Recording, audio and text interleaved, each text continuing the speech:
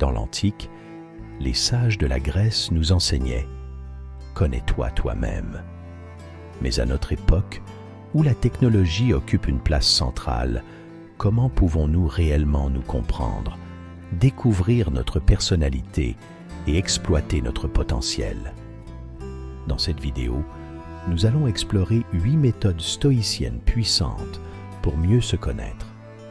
Préparez-vous à plonger dans l'univers fascinant de votre esprit et à découvrir ses incroyables capacités. Si vous êtes en quête d'amélioration personnelle et de compréhension profonde de vous-même, cette vidéo est faite pour vous. C'est le point de départ d'un véritable voyage intérieur. Avant de commencer, si vous aimez ce que vous voyez et que vous voulez transformer votre vie avec des conseils pratiques et des perles de sagesse stoïcienne, n'hésitez pas à vous abonner dès maintenant et activer la cloche des notifications pour être averti dès qu'une nouvelle vidéo est mise en ligne. Votre soutien est ce qui nous motive à créer du contenu toujours plus inspirant. Un grand merci à vous et bienvenue dans cette aventure vers le succès. 1. Se voir comme un observateur extérieur. Imaginez que vous regardez votre vie comme si vous étiez un inconnu. Avez-vous déjà réfléchi à ce que vous pourriez changer si vous vous observiez avec curiosité et sans jugement? C'est là une pratique essentielle des stoïciens. Apprendre à se détacher de ses émotions et idées préconçues pour se voir objectivement. Pensez-y, si vous étiez le héros d'un film, que diriez-vous de vos actions et choix? L'objectif n'est pas de se critiquer, mais de clarifier. En prenant du recul, vous identifiez des habitudes ou réactions qui ne vous conviennent pas. Les stoïciens comparent cette démarche à celle d'un scientifique observant une expérience. Par exemple, face à la colère, ne la refoulez pas, mais observez-la comme si elle n'était pas la vôtre. D'où vient-elle? Pourquoi surgit-elle? Ce changement de perspective n'est pas facile, mais il est transformateur. Comme le disait Sénèque, nous souffrons plus souvent dans notre imagination que dans la réalité. En vous voyant clairement et sans jugement, vous réduisez les souffrances inutiles et accédez à une vie plus paisible. 2. S'accepter pleinement.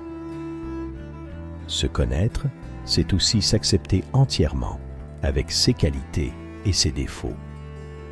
Trop souvent, nous nous focalisons sur nos imperfections.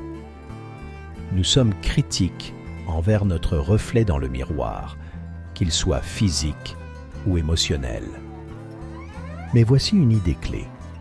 Pour évoluer, il faut d'abord s'accepter tel que l'on estimate. Le stoïcisme nous invite à reconnaître nos forces comme nos faiblesses, sans les exagérer ni les minimiser. Cette honnêteté est le point de départ du changement. Comme le disait Marc Aurèle, « Accepte ce que le destin t'apporte et aime ceux avec qui il t'a réuni, mais fais-le de tout ton cœur. » L'acceptation ne signifie pas renoncer à l'amélioration, mais bâtir une base solide pour grandir. 3. Se lancer des défis progressifs.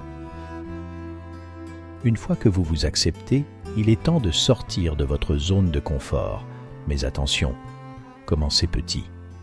Imaginez que vous voulez améliorer votre patience.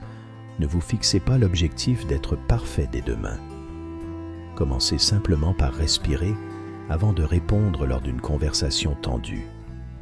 De même, si vous voulez vous mettre en forme, commencez par de courtes promenades avant de viser un marathon. Ces petits défis construisent vos compétences et renforcent votre confiance. Comme le dit le proverbe, chaque grand voyage commence par un petit pas. 4. Se comparer à soi-même, pas aux autres. Dans un monde saturé par les réseaux sociaux, il est facile de se sentir en retard par rapport aux autres. mais la seule comparaison valable est celle avec vous-même hier. Marc Aurèle disait « Tu as le pouvoir sur ton esprit, pas sur les événements extérieurs. Comprends cela et tu trouveras la force. » Chaque soir, réfléchissez. Qu'ai-je amélioré aujourd'hui par rapport à hier? Notez vos progrès, même minimes. Avec le temps, ces petites victoires vous rappelleront combien vous évoluez, loin des standards irréalistes imposés par les autres. 5. Prendre la responsabilité totale de sa vie. Arrêtez de blâmer les autres, les circonstances ou la chance. Votre vie est entre vos mains. Comme le disait Épictète, nous ne contrôlons pas les circonstances extérieures, mais nous pouvons toujours contrôler notre réaction. En reprenant le contrôle de vos choix, vous devenez maître de votre vie.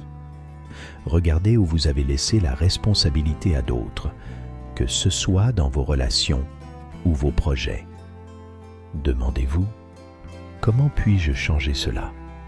Prendre ces responsabilités renforce non seulement votre développement personnel, mais aussi le respect des autres envers vous. 6. Choisir ses influences avec soin. Les personnes, les médias et l'environnement qui nous entoure façonnent notre esprit. Comme Sénèque le conseillait, entourez-vous de ceux qui vous élèvent.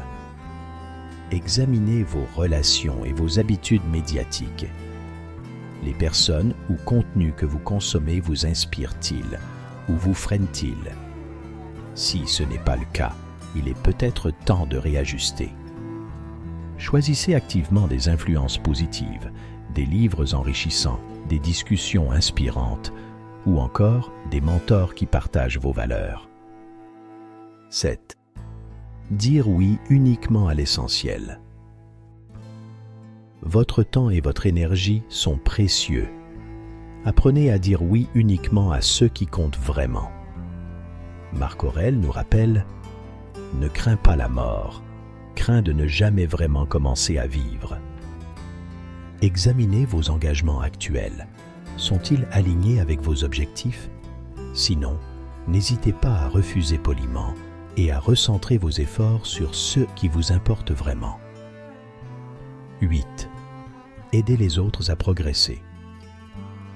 Une véritable amélioration de soi passe aussi par l'amélioration des autres. Sénèque disait « Partout où il y a un humain, il y a une opportunité pour la gentillesse. » Écoutez, conseillez, inspirez. Chaque geste compte. En aidant les autres à grandir, vous enrichissez leur vie, mais aussi la vôtre. Pour aller encore plus loin, adoptez une pratique simple mais puissante, la tenue d'un journal. Marc Aurèle notait ses pensées non pour les publier, mais pour cultiver son esprit et vivre selon ses principes. Faites de même. Alors, laquelle de ces techniques stoïciennes vous inspire le plus? Partagez vos réflexions dans les commentaires. Si cette vidéo vous a motivé, laissez un like et abonnez-vous pour continuer ce voyage ensemble. Vous êtes ici parce que vous aspirez à devenir une meilleure version de vous-même et nous sommes là pour avancer à vos côtés. À bientôt, amis stoïciens.